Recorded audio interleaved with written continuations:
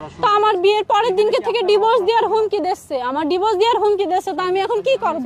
আমি আসলে সজ্ঞানে বিয়ে করিনি, এখন আমার মাঝে ওর মাথা বিস্ফোরায় রেখেছে। তা তুই এই ছেলের বিয়ে করিস না, করলে তোর কখনো সংসার হবে না। ও কিন্তু বউ ব্যবসায়ী। আমার বাধ্যতামূলক তো এখন ভিডিও করতে হবে, আমার সংসার তো করা লাগবে। পুরো দুনিয়ার কাছে তো আমি খারাপ হয়েই গেছি ভাই, এখন স্বামীর কাছে তো আমার ভালো থাকা লাগবে, এই কারণে আমি ভিডিও করি। তাছাড়া আমার জোরপূর্বক ভিডিও করাই, আমার কোনো ইচ্ছা নেই ভিডিও করার। ভিডিও করে টাকাও আমার দিচ্ছে না, কোনো কিছুই আমার দিচ্ছে না। আমি 3 বেলা রান্না করি, আমি 1 বেলা খাই। আমি যে ভিডিও করতে পারছি না, আমি ওই যে সাজিয়ে গুছিয়ে ওর মতন মিথ্যা কথা, ও যে মিথ্যা কথা বলতে বলে, ওই যে টাকা দিয়েছে কয়েকদিন আগে ভিডিওতে, সে টাকা কিন্তু আমার দিইনি, শুধু ভিডিও পর্যন্তই, বুঝেছেন? তাছাড়া বাস্তব লাইফে আসলে টাকাগুলো দেয় না, ওইগুলো দেখায় আবার নিয়ে নেয় টাকা। ওই যে গাড়ি কিনে দাও, 6 লাখ টাকা দিয়ে একটা গাড়ি চাচ্ছে, R15 সাদা কালারের।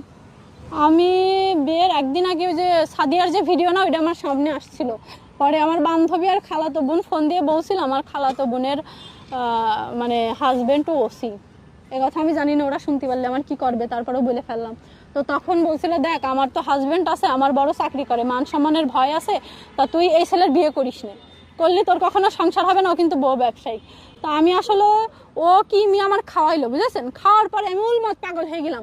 ও আমার বিয়ের দিন মানে আমাদের তো রাত্রে বিয়ে হইলো, সন্ধ্যার দিকে নিয়ে অর্ধেক রাস্তা পর্যন্ত নিয়ে ওই যে একটা আছে না আপনার, ওই যে ফ্লাইওভার, জসিমউদ্দিন ফ্লাইওভার, অর্ধেক রাস্তা নিয়ে আবার গালাগালি দিয়ে আমার অটোয় উঠাই দিল, দিয়ে আবার হাত ধরে টেনে নিয়ে গেছিল, নিয়ে যেয়ে তারপর ওর মা বাপ সবার ডেকে নিয়ে এসে তারপরে বিয়ে করছিল। আমি আসলে সজ্ঞানে বিয়ে করিনি, এখন আমার মাঝে ওর মাথা বিস্ফোরায় রেখেছে। কাপড় কেটে নিয়েছে, বাইরের লোক কিভাবে কাপড় কাটে, এইসব পাগল কথা আপনারা শোনেন কিভাবে?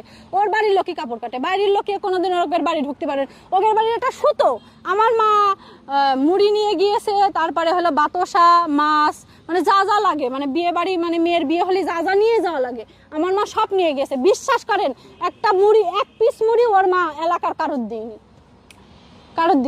শিখাই দিয়েছে, যা তাই বলেছি, সংসার তো করা লাগবে, বিয়ে করে ফেলেছি, ভাইরাল হয়ে গেছে, এখন কি করবো বল? আলমের সামনে যাবে, আলম তো অলরেডি যে আপনার ভয়েস দিয়েছে আমার বড় ভাইয়ের কাছে, যে ওর নিয়ে আমি সংসার করবো না, আপনারা আসেন, আমি ছেড়ে দেবো, ছেড়ে দিয়ে আপনারা নিয়ে যান আপনার বোন। এই যে অনেকগুলা ভয়েস দিয়েছে, কিন্তু এই দেখেন অনেকগুলা ভয়েস দিয়েছে। হ্যাঁ, তাহলে আপনি কি ধরনের পদক্ষেপ নেবেন? পদক্ষেপ আসলে সামনে পালি তো জুতোর বাড়ি কয়টা দিতাম, টাকা পয়সা কিছু লাগতো না, জুতোর বাড়ি দিয়ে চলে যেতাম। আমি আসলে টাকার ভুক্তভোগী না, আমার হয়তো লাইফে ভালো কিছু হবে, ভালোর থেকেও ভালো আছে, খাট ভাঙলি খুঁড়ো আছে, তার ভালো আরো আছে, পড়ে থাকবো না আমি। জুতোর বাড়ি দিয়ে শেষ হয় না, কি করব ভাই বলেন? ও তো মুখ বায়ান, ও এই পরিপ্রেক্ষিতে পিছনে যে আপনারা যখন ওর সাথে আবার কথা বলবেন, ও এমন ভাবে কথা বলবে আপনাদের